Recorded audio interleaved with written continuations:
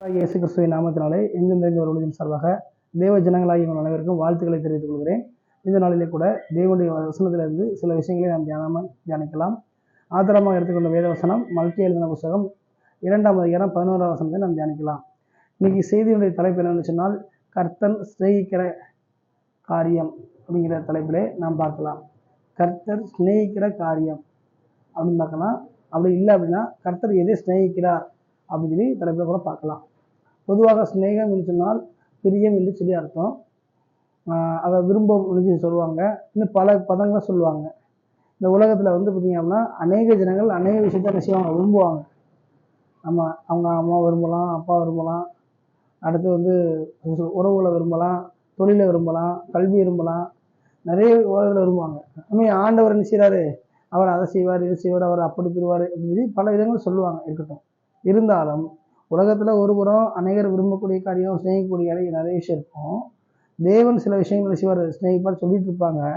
ஆனால் வேதத்தில் தெளிவாக அவர் சிநேகிக்கிற விஷயம் எதுன்னு சொல்லி நம்ம பார்க்கும்போது அழகாக அதில் போட்டிருக்கு, கர்த்தர் சிநேகிக்கிற பரிசுத்தத்தை அப்படின்றத தெளிவாக எழுத இருக்குது.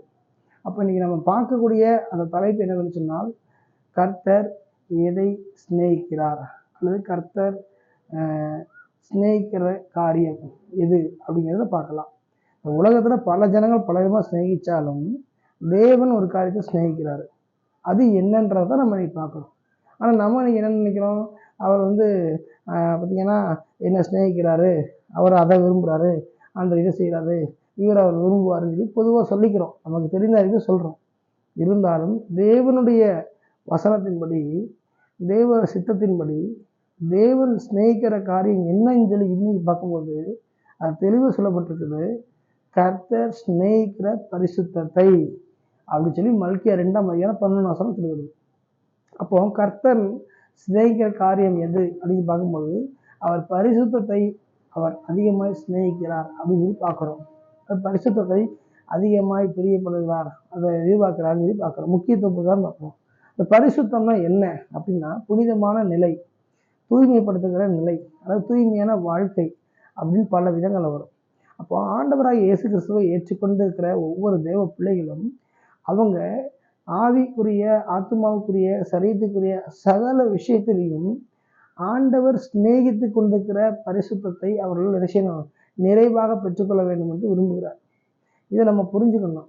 ஆண்டவர் நல்லா இருக்க விரும்புகிறாரு, அவர் செம்மையாக இருக்க விரும்புகிறாரு அப்படின்னு சொல்லி நம்ம செய்கிறோம், முயற்சி பண்ணுறோம். நல்லது, அது இல்லை, அதை மட்டும் அப்படியே விட்டக்கூடாது. அதையும் தாண்டி அவர் சிநேகிக்கிற விஷயம் என்னவென்று சொன்னால், கர்த்தர் சிநேகிக்கிற பரிசுத்தத்தைன்னு போட்டுருது. இப்போ கர்த்தர் சிநேகிக்கிற அந்த பிரதானமான காரியம் தான் பரிசுத்தத்தை. அப்போ தேவ ஜனங்களாகிய தேவ பிள்ளைகள் நம்ம ஜெபிக்கிறவர்களாக, ஊழியம் செய்கிறவர்களாக, அல்லது நம்ம ஆண்டவரை தேடுகிறவர்களாக, வேதத்தை வாசிக்கிறவர்களாக, 4 பேருக்கு நல்ல காரியங்கள் செய்கிறவர்கள் இருக்கலாம். இருந்தாலும் கர்த்தர் சிநேகிக்கிற பரிசுத்தத்தைங்கிற அந்த இதை நம்ம மறந்து விடக்கூடாது. நம்ம வாழ்க்கையில், நம்முடைய செயல்களில், நம்முடைய தனிப்பட்ட காரியங்களில், நம்ம பழகுகிற விதங்களில் எல்லா வகையிலும் கர்த்தர் சிநேகிக்கிற பரிசுத்தத்தை என்ன செய்ய வேண்டும், வெளிப்படுத்துகிறவர்களாக நாம் இருக்க வேண்டும். கர்த்தர் அதை தான் சிநேகிக்கிறார். பரிசுத்தத்தை ஒருத்தர் சிநேகிச்சுட்டு அதை விரும்புனாங்கன்னா அது கொடுக்கப்படும். பரிசுத்தம் வந்தாலும் எல்லாமே ஆட்டோமேட்டிக்காக என்ன செஞ்சிடும், தேடி விடும். நம்ம ஒவ்வொன்றா சொல்லி கூப்பிடவோ, ஒவ்வொன்றா சொல்லி ஜெபிக்கவோ கேட்கவோ வேண்டிய அவசியமே இல்லை. பரிசுத்தத்தில் பரிபூர்ணப்பட்டாலே எல்லாமே தேடி ஆட்டோமேட்டிக்காக வந்துடும். ஏன்னா அந்த பரிசுத்தத்தில் தான் அவர் வாசமாக இருக்கிறார். அதனால தான் அவர் பேரே பரிசுத்த ஆவியானவர் சொல்லி வேதம் சொல்கிறது.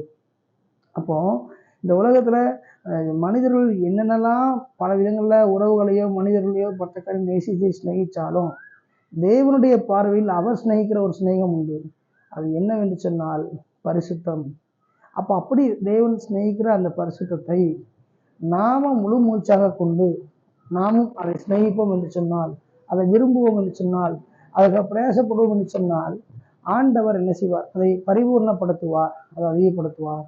அப்போ தேவன் சிநேகிப்பது எது என்கிற தலைப்பில் பார்த்தோம்னா, அதை நாம் புரிந்து கொண்டு அதற்கு ஏற்றார்படி நாமும் அதை சிநேகித்து அதற்கு ஏற்றபடி வாழ்க்கையை அமைத்துக் கொள்ளும்போது தேவனுடைய இருதயத்துக்கு பிரியமாக, தேவனுடைய கண்ணுக்கு அருமையானவர்களாக, தேவனுடைய மனதுக்கு நெருக்கமானவர்களாக நாம் என்ன செய்ய முடியும், இருக்க முடியும். இதை கேட்டுக்கொண்டிருக்கிற, இதை கவனித்துக் கொண்டிருக்கிற, பார்த்து கொண்டிருக்கிற யாராக இருந்தாலும் சரி, ஊழியக்காரங்களாக இருந்தாலும் சரி, தேவ பிள்ளைகளாக இருந்தாலும் சரி, வாலிப சகோதர சகோதரர்களாலும் சரி, கர்த்தர் சிநேகிக்கிற பரிசுத்தம் என்கிறத நம்ம பார்த்தோம். அந்த கர்த்தர் சிநேகிக்கிற பரிசுத்தத்தை நம் வாழ்விலும், நம்முடைய தனிப்பட்ட ஜீவியத்திலும், மற்ற எல்லா காரியங்களும் அதை நாமும் சிநேகித்து, அதை முக்கியத்துவப்படுத்தி, அதை நம் செயல்பாட்டிலே கொண்டு வந்து வெளிப்படுத்துவோம் என்று சொன்னால், ஆண்டவருடைய சிநேகத்துக்கு நாம் என்ன செய்வோம்? நாம் பங்காளிகளாய் மாறிவிடுவோம். அதை தான் ஆண்டவர் சொல்றாரு, நான் உங்களுக்கு சிநேகிதர் என்று சொன்னேன். அப்படின்னா என்ன அர்த்தம்? மறைமுகமா உங்களை பரிசுத்தமா ஆக்க போறேன்னு அர்த்தம். அப்போ அதை கேட்டுக்கொண்டிருக்கிற ஒவ்வொரு தேவ ஜனங்களும், வாலிப பிள்ளைகளும், கர்த்தர் சிநேகித்த அந்த பரிசுத்தத்தை நம் வாழ்க்கையில, ஊழியத்துல, தனிப்பட்ட காலத்தில் எல்லா வகையிலையும் நாமும் சிநேகிக்க பழக வேண்டும். இன்றைக்கு நாம் என்ன செய்கிறோம்? நிறைய நல்ல விஷயங்களை சிநேகிக்கிறோம், நிறைய ஜெபத்தை, ஊழியத்தை சிநேகிக்கிறோம். சந்தோஷம், இல்லைன்னு சொல்லலை. அதை காட்டிலும் அதையும் தாண்டி கர்த்தர் சிநேகிக்கிற, அவர் மனதிலே சிநேகமான ஒரு காரியம் இருக்கும், அது பரிசுத்தம். அந்த பரிசுத்தமான சிநேகத்தை நாமும் சிநேகித்து, அதை அறிந்து புரிந்து அதை செயல்படுத்தி வாழ்க்கையை ஒப்பு கொடுக்கும் பொழுது, ஆண்டவருடைய மிகப்பெரிய ஒரு மாற்றத்துக்கான, ஒரு திட்டத்துக்கான ஒரு கருவியாக நாம் என்ன செய்வோம்? இருப்போம். எனவே இதுவரையில எப்படி இருந்தோமோ இல்லையோ, அது இரண்டாவது. இனி வரக்கூடிய நாட்களிலே வருகை சீக்கிரமா இருக்கிறபடினாலே, கர்த்தர் சிநேகிக்கிற அந்த பரிசுத்தத்தை நாமும் சிநேகித்து, தொடர்ந்து பரிசுத்தத்திலே பலப்பட்டு, இன்னும் பரிசுத்தமாகட்டும் சொன்ன அந்த கர்த்தருக்கு கீழ்ப்படிந்து, அந்த வார்த்தை கீழ்ப்படிந்து அதை சிநேகிக்க வேண்டும் என்று சொல்லி உங்கள் எல்லாரையும் எங்கும் நின்றவரையும் வாழ்த்துகிறது. ஆமென்.